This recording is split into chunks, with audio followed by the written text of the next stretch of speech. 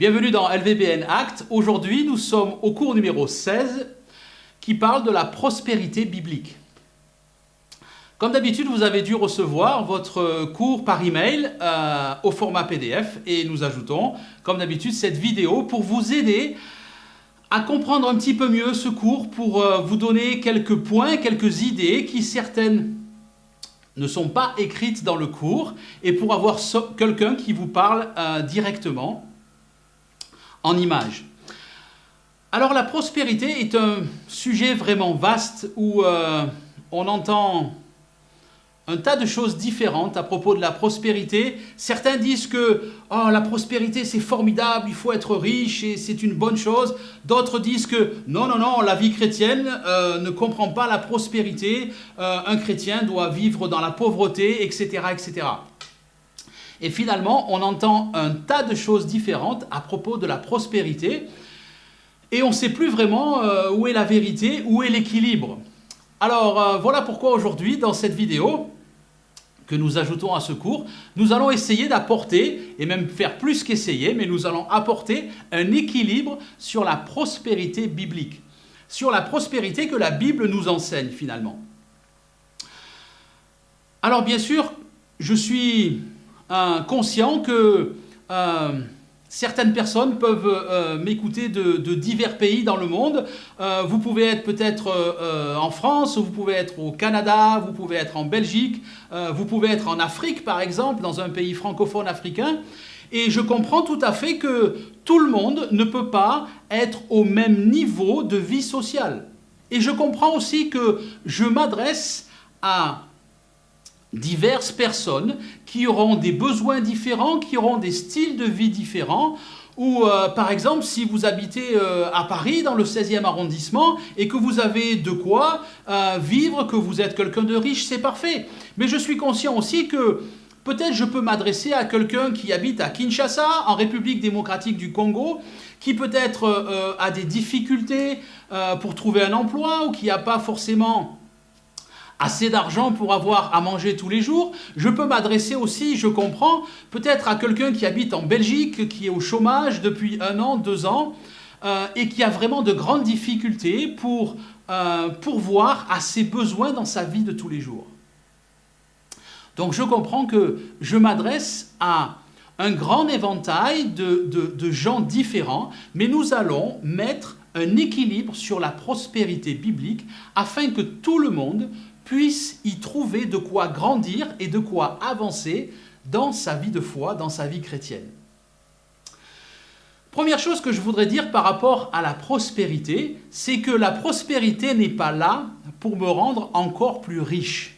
Alors bien sûr que la prospérité, c'est bien souvent un sujet qui intéresse les gens parce que « Oh, waouh, je vais avoir plus d'argent, c'est génial !» Non, la prospérité n'est pas là pour vous rendre riche. Est-ce que ça veut dire que Dieu vous veut pauvre? Absolument pas. Dieu ne vous veut absolument pas pauvre. Il y a, je dirais, 2 niveaux dans la prospérité. Le premier est le suivant. Nous en avons parlé un petit peu dans le cours papier, simplement pour dire que Dieu veut pourvoir à tous mes besoins. Je parle ici de besoins immédiats, comme avoir de quoi manger tous les jours, avoir un toit sur la tête, avoir un emploi qui me permet de gagner de l'argent pour pouvoir subvenir aux besoins de ma famille si j'en ai une par exemple. Et pour cela, il peut y avoir, on voit bien sûr surtout ce genre d'enseignement dans les milieux anglo-saxons, mais ça arrive un petit peu dans les milieux francophones également, ou dans d'autres milieux où on parle d'autres langues, etc., etc. Mais en tout cas, il peut arriver que on puisse entendre des gens qui nous disent « Oh, si tu veux que Dieu te donne de l'argent, il faut que tu donnes toi en premier. » Alors ça, c'est plus une grâce. Ce n'est pas ce que la Bible nous enseigne, simplement parce que lorsque l'on est sauvé, nous en avons parlé déjà dans différents cours que nous avons déjà vus dans LVBN Act, ces différents cours où on a vu que le mot « sauvé » dans l'original, c'est ce mot « sozo » qui comprend un tas de choses différentes, mais qui comprend surtout le fait que Dieu pourvoit à mes besoins. Donc finalement, à cause de cela, on voit que pour recevoir de quoi vivre chaque jour pour combler mes besoins journaliers. Je n'ai pas besoin de donner. Ce n'est pas moi qui le dis, c'est la Bible, c'est écrit là, regardez. Parce que la Bible dit que Dieu veut pourvoir à tous mes besoins. Comment est-ce que ça va se passer? Simplement parce que je vais activer ma foi. Simplement parce que je vais le croire. Parce que nous voyons que le fait que Dieu pourvoit à tous mes besoins fait partie intégrante du salut. De la même manière que Dieu me veut en bonne santé. C'est ce que nous avons vu dans un cours précédent sur la guérison, par exemple. Alors, comment cela va se passer? Tout simplement, le fait que je vais croire et je vais comprendre que Dieu m'aime de cet amour inconditionnel, et parce qu'il m'aime de cet amour inconditionnel, il ne veut pas que je sois dans le besoin pour quoi que ce soit. Il veut pourvoir à tous mes besoins. Et pour ça, de la même manière que il va falloir que je croie que je suis sauvé parce que j'ai accepté l'offre de Jésus dans ma vie, de cette même manière, il va falloir que je croie que Dieu pourvoit à tous mes besoins pour le voir s'accomplir. C'est pas plus compliqué que ça. Donc si vous entendez des choses qui vous disent « Ah oui, il faut que tu donnes pour que Dieu te donne », non, c'est pas vrai. C'est pas la peine de donner pour que Dieu vous donne. Si vous voulez que Dieu pourvoie à vos besoins, quand je parle de besoins encore, je parle de besoins qui sont journaliers pour n'importe quel être humain, c'est-à-dire avoir un toit sur la tête, avoir de quoi subvenir aux besoins de sa famille s'il en a, avoir de quoi manger. Je parle de choses essentielles. Je ne parle pas de s'acheter un jouet comme une voiture de sport, s'acheter un jet ski, etc. Encore une fois, Dieu n'est pas forcément contre ces choses-là, mais on ne va pas en parler pour l'instant, on en parlera un petit peu plus tard. Mais ce que je veux dire simplement, c'est que pour que Dieu pourvoie à mes besoins, j'ai simplement besoin de le croire, et pas plus que ça. J'ai simplement besoin d'intégrer le fait que Dieu m'aime de cet amour inconditionnel, et parce qu'il m'aime de cet amour inconditionnel, alors il ne veut pas que je sois dans le besoin. Ça, c'est la volonté de Dieu pour moi. Et nous savons que tout ce que Dieu me donne, j'ai besoin d'activer ma foi pour m'en saisir et pour le voir d'une manière tangible dans ma vie. Donc maintenant, vous avez compris que vous n'avez pas besoin de donner afin de vivre une vie normale. Si vous avez besoin d'un travail, si vous avez besoin d'un endroit où habiter, si vous avez besoin de nourriture tous les jours, vous avez simplement besoin de croire que Dieu vous aime et que Dieu pourvoit à vos besoins et vous le verrez s'accomplir. Ce n'est pas plus compliqué que ça. L'évangile, c'est simple et ça doit rester simple. Par contre, il y a d'autres niveaux dans la prospérité. Ce que je voudrais dire déjà, c'est que la prospérité n'est pas seulement une histoire d'argent. La prospérité, finalement, c'est avoir le succès dans toutes mes entreprises. Et bien sûr, ça comprend l'argent aussi, mais nous allons le voir plus tard que l'argent, c'est simplement un outil. Et il faut l'utiliser en tant qu'outil, et pas plus que ça. Bien souvent, on voit des gens qui... peut-être commence un ministère ou une organisation chrétienne quelconque, etc. Et il commence à recevoir de l'argent et il tombe amoureux de l'argent. Malheureusement, ça existe. Et le problème, c'est qu'on voit que ce n'est pas l'argent, mais c'est le fait d'être amoureux de cet argent. Alors l'argent devient mon maître, et alors c'est lui qui dirige ma vie. Et là, je suis complètement à côté de là où je dois être, complètement à côté du but. Donc il est important, de réaliser que cet argent est là en tant qu'outil. Et je dois faire attention de ne pas tomber amoureux de l'argent. Parce que si je tombe amoureux de l'argent, alors je vais agir différemment, je vais penser différemment, je vais parler différemment. Et bien sûr, le résultat dans ma vie sera également différent. Peut-être que je vais m'enrichir pour certains, peut-être d'autres ne vont pas s'enrichir, mais peut-être que certains vont le faire. Mais en tout cas, si on prend notre but, ce pourquoi nous sommes sauvés, jusque dans l'éternité, la prospérité n'est pas là pour me rendre beaucoup plus riche. Elle est là pour m'aider à investir dans le royaume de Dieu. Nous l'avons vu dans quelques cours précédents où Dieu nous a donné le royaume. Nous savons que nous sommes citoyens du royaume. Je suis citoyen du royaume. Dieu m'a donné son royaume. Et en plus, c'est mon royaume. Alors, parce que c'est mon royaume, c'est à moi de le gérer. C'est ce que nous avons vu un petit peu dans le module de notre cours qui s'appelle « Ma responsabilité ». Ma responsabilité, c'est de gérer ce royaume. Et on entre là dans un autre niveau de la prospérité. Il y a ce premier niveau de prospérité dont nous venons de parler maintenant, qui va simplement pourvoir à mes besoins, qui va m'aider à vivre d'une manière tout à fait normale. Et pour cela, j'ai simplement besoin de croire, comme nous l'avons dit, je ne vais pas y revenir. Mais ce deuxième niveau de prospérité va m'aider, justement, à être un bon administrateur du royaume. Et il y a vraiment différents domaines où cela peut s'appliquer. On peut avoir, par exemple, la prospérité lorsque je lis la Bible, par exemple. Ce que je viens de dire précédemment, c'est que la prospérité me donne le succès dans toutes mes entreprises. Donc pas seulement dans l'argent, mais par exemple, lorsque je vais étudier la Bible, lorsque je vais lire quelque chose, le fait d'être prospère va m'aider à comprendre ce que je lis et à le mettre en pratique. Le fait d'être prospère va m'aider dans ma relation spirituelle, bien sûr, vis-à-vis de Dieu, vis-à-vis de Jésus, vis-à-vis du Saint-Esprit. La prospérité va m'aider dans mes relations avec les autres. La prospérité va m'aider aussi à investir pour le royaume de Dieu dans le monde entier, si j'en ai l'occasion en tout cas. Donc simplement pour nous montrer que la prospérité s'applique dans divers et variés domaines. Vraiment, c'est un domaine qui est extrêmement large. Et je pense que je ne pourrais pas aujourd'hui donner tous les domaines dans lesquels la prospérité pourrait s'appliquer. Parce que la prospérité, elle va s'appliquer dans un tas de domaines différents. Nous l'avons vu dans l'étude de la parole de Dieu, dans nos relations vis-à-vis les uns des autres, nos relations par rapport aux gens qui sont nés de nouveau, ceux qui ne sont pas nés de nouveau, etc., etc., etc. Et donc, il y a ce niveau de prospérité dans lequel je peux entrer. Une fois que j'ai mis ma foi en action, que j'ai activé ma foi, que je vis d'une manière tout à fait normale, bien sûr, je peux là rentrer dans ce domaine, on va dire, au-dessus de prospérité. Alors, ça ne veut pas dire qu'il est supérieur, ça ne veut pas dire qu'il est quelque chose de bien au-dessus du premier, pas du tout. Et ça ne veut pas dire non plus que je dois essayer d'entrer dans ce domaine de prospérité simplement si je suis à jour, on va dire, de mes besoins. Non, je peux chevaucher les deux tout à fait. Et là, il n'y a aucune règle. Chacun fera en fonction de ce que le Saint-Esprit va lui montrer.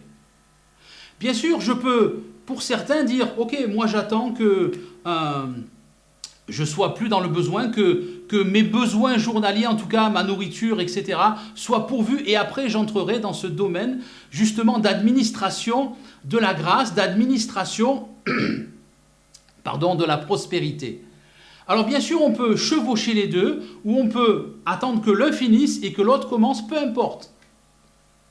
Laissez-vous guider par le Saint-Esprit. Il n'y a aucune pression à se mettre à aucun niveau que ce soit. Mais simplement, ce que je veux dire aujourd'hui, c'est que la prospérité va m'aider à être un bon administrateur. Et c'est là où, lorsque je vais comprendre que je vais investir, entre autres, mon argent, mon temps, etc., etc., dans le royaume de Dieu, alors Dieu, en tant qu'administrateur, va me donner beaucoup plus, mais pas pour m'enrichir, pour donner beaucoup plus. Donc si on met les choses dans la pratique, comment ça va se passer?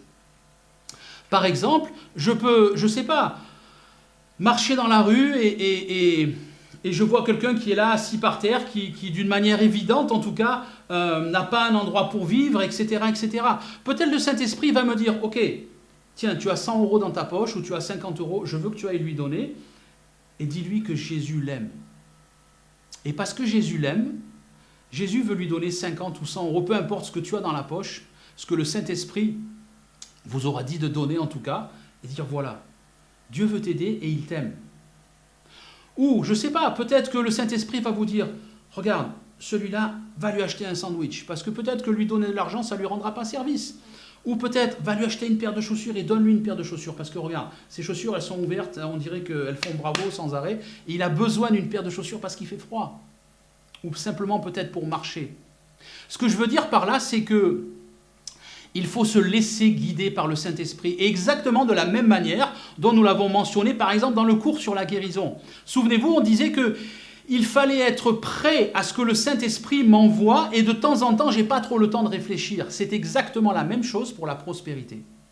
La prospérité, bien sûr, c'est recevoir de la part de Dieu, mais c'est aussi donner. Pourquoi? Parce que donner, c'est le produit d'aimer les autres. Ce que nous avons vu, c'est que, et vous m'entendez souvent le dire, bien sûr, lorsque Dieu nous sauve par Jésus-Christ, lorsque Dieu nous offre son salut par Jésus-Christ, le but premier, ce n'est pas d'améliorer ma vie. Le but premier, c'est que je devienne comme lui. Ce n'est pas que je veux devenir Dieu, comme Satan a voulu le faire, par orgueil, absolument pas. Et ce n'est pas de ça dont je parle du tout. Ce que je dis, c'est que Dieu veut et a prévu que l'on devienne comme lui. Pourquoi? Parce que Dieu nous a créés à son image. Quelle est l'image de Dieu? Dieu est amour. C'est ce que la Bible dit, c'est écrit, regardez. Dieu est amour, et Dieu veut que je devienne amour comme il est amour. Il ne veut pas que je me serve de l'amour et que j'exprime l'amour. Non, c'est bien au-delà de ça. Il veut que je devienne amour. C'est-à-dire que sa nature qui est en moi, qui est l'amour, devienne ma nature. Alors plus rien n'est pénible. Alors à chaque fois que je vais voir quelqu'un, je ne vais pas me dire « Ah ouais, mais si je lui donne cet argent, je ne l'aurai plus finalement. » Oui, c'est vrai, je ne l'aurai plus. Mais si je lui donne, c'est parce que je l'aime. C'est parce que je suis amour comme Dieu est amour. Et c'est parce que peut-être que cet argent va contribuer à sa nouvelle naissance. Et parce que Dieu va voir que je donne de la bonne manière, alors il va me donner encore plus. Et c'est là, je dirais, le seul exemple où Dieu me donne parce que j'ai donné. Mais je ne donne pas pour m'enrichir. Si je donne pour recevoir et m'enrichir personnellement, ça ne va pas fonctionner. On le voit malheureusement dans beaucoup de ministères, dans beaucoup d'églises locales, on prône cet enseignement où donnez pour que Dieu vous donne, donnez pour que Dieu vous donne. Non, ça ne marche pas comme ça. Ça ne marche pas comme ça. Parce que si ça marchait comme ça, tous les gens qui seraient dans ce genre de ministère ou dans ce genre d'église seraient tous millionnaires. Et ils ne sont pas tous millionnaires. Donc ça ne fonctionne pas. Et puis de toute façon, si je suis dans cette perspective, si je suis dans cette vision, c'est que quelque part je suis amoureux de l'argent. L'argent, c'est juste un outil. Et ça doit rester un outil. L'argent ne doit pas devenir mon maître parce que je suis tombé amoureux de lui. Mais bien au contraire, je suis amoureux de Dieu. Et parce que je suis amoureux de Dieu, je deviens comme lui. Et si je deviens comme lui, je suis amour comme il est amour. Alors je vais donner. Parce que donner est un produit de l'amour. Donner, c'est le fait d'aimer. C'est ce que l'amour va produire chez les autres. Alors ça va être facile. Et je vais avoir du plaisir à faire ça. Alors comment ça va se passer dans le fait de donner, recevoir ou recevoir et donner? Simplement que le point que je voudrais apporter, c'est que il n'y a pas forcément...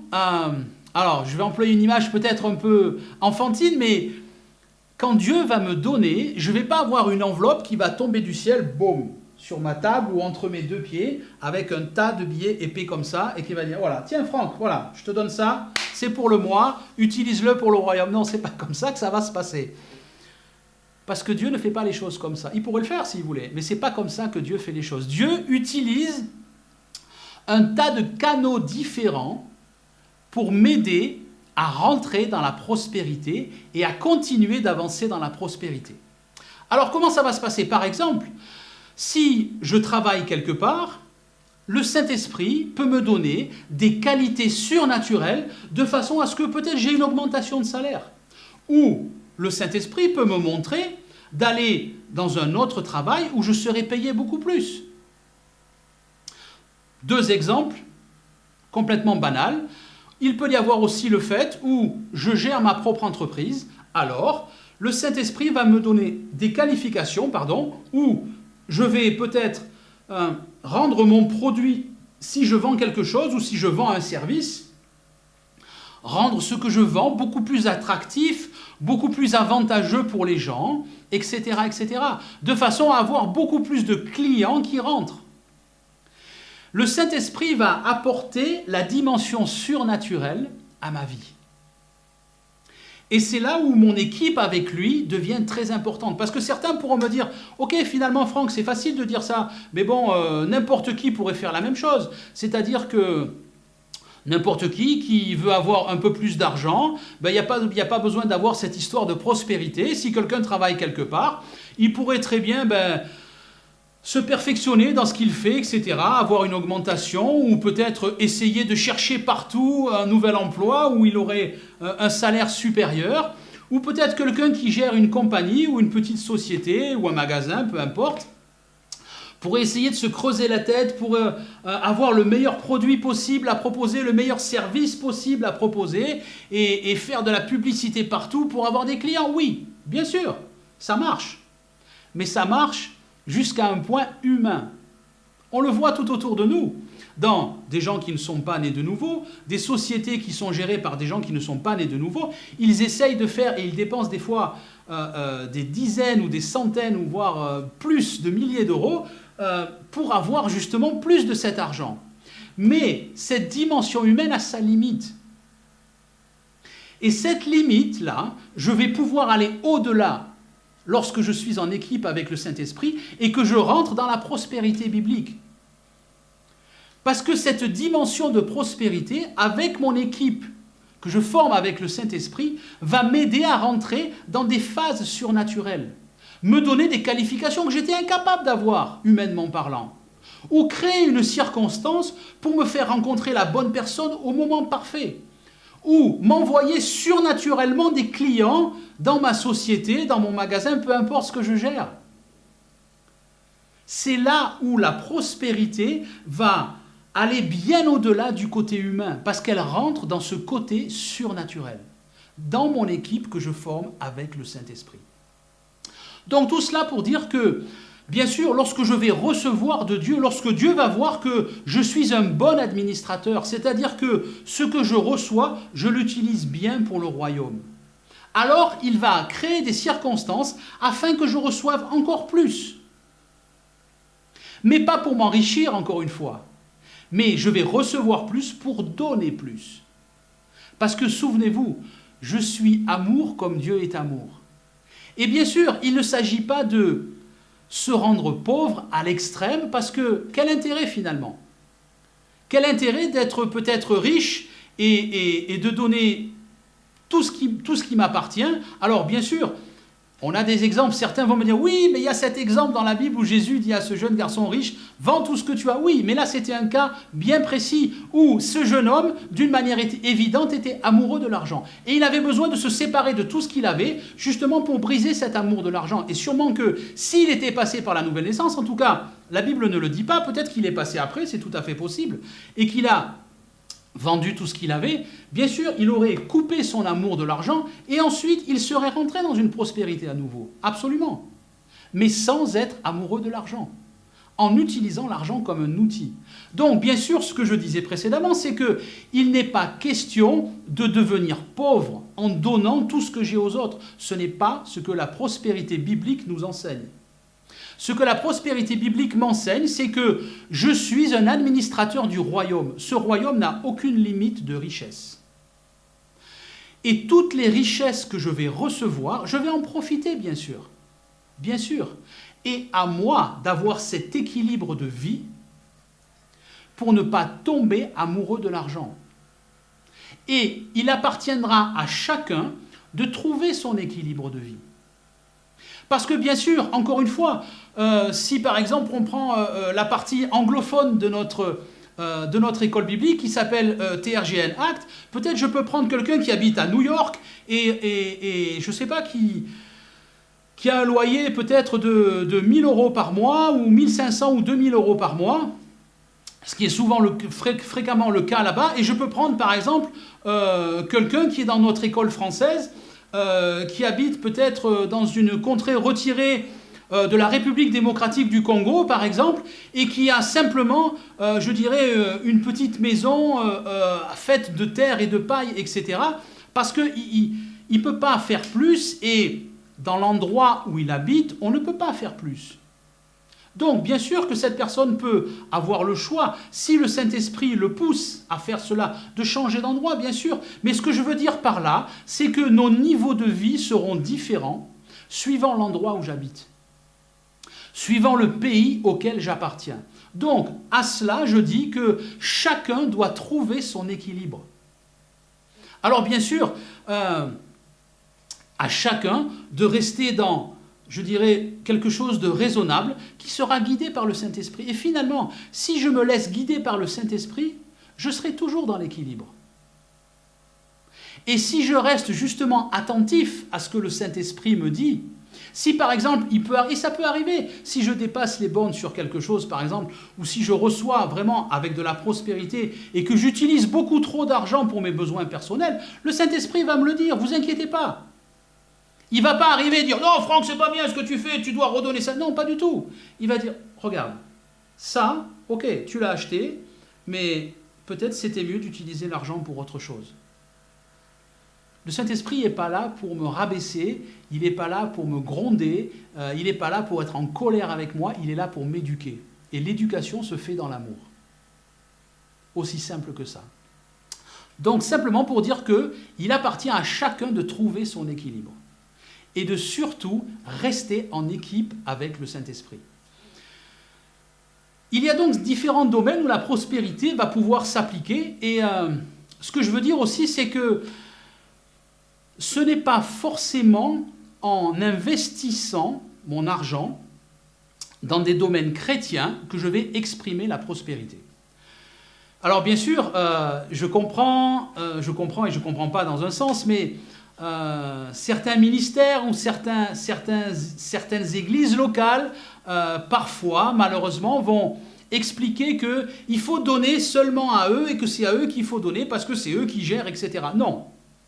Ce n'est pas à un pasteur de gérer la prospérité de tous les gens qui sont dans son église, comme ce n'est pas à quelqu'un qui gère un ministère de gérer la prospérité je dirais, de tous les gens qui lui font des dons, en tout cas. C'est comme si moi, Franck, je disais, ben voilà, tous les dons qui arrivent dans TRGN et LVBN, ben finalement, donnez-moi tout ce qu'il y a, et puis vous inquiétez pas, je m'occupe d'administrer les choses pour vous.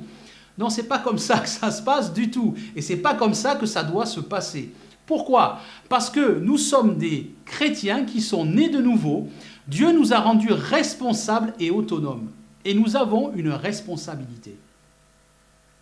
Il n'est donc pas forcément opportun de, je dirais, toujours donner dans des milieux chrétiens. Mais comme je l'ai dit tout à l'heure, peut-être que je vais donner à quelqu'un dans la rue ou je vais donner à quelqu'un que je connais qui n'est pas forcément chrétien et où je vais utiliser justement cet argent donné avec amour pour annoncer la bonne nouvelle.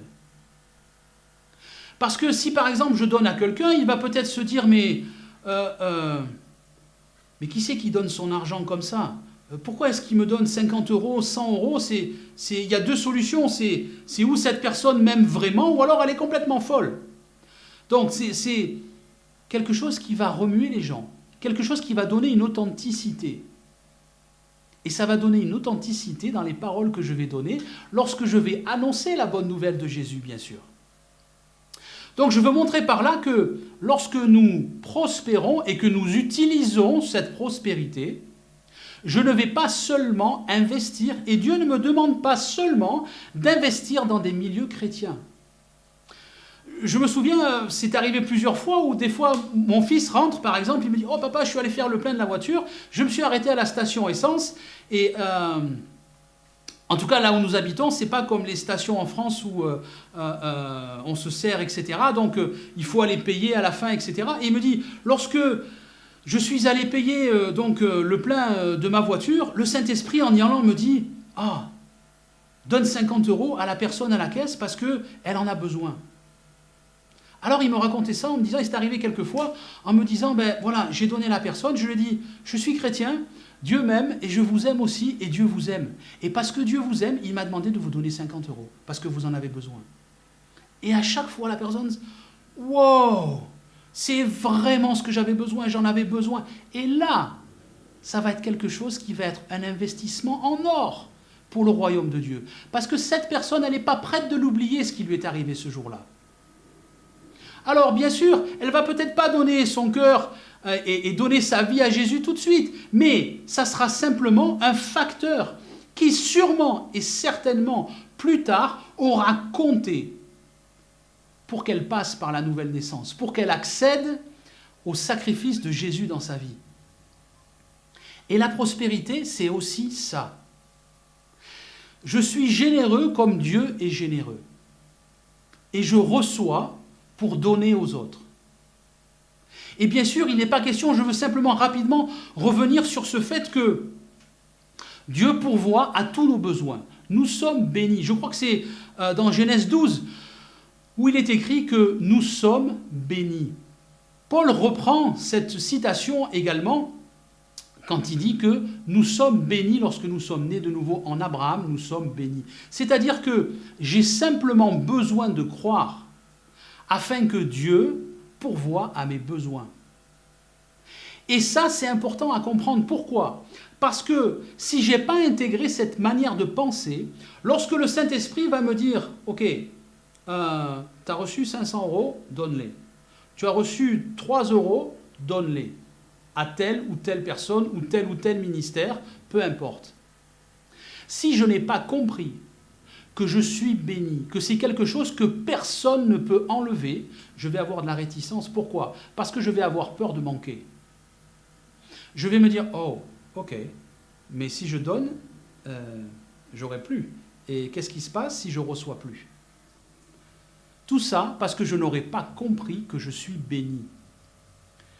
Et pour exactement toutes les choses que Dieu me donne, c'est exactement la même recette. Pour les voir d'une manière tangible dans ma vie de tous les jours, j'ai besoin d'activer ma foi. Donc c'est un point vraiment important sur lequel je veux insister aujourd'hui. J'ai simplement besoin d'activer ma foi afin que tous mes besoins soient pourvus. Et rentrer dans l'administration du royaume, c'est quelque chose qui est une continuité de la première. Et il est important d'y rentrer. Il est important de comprendre aussi que je suis responsable là où je donne.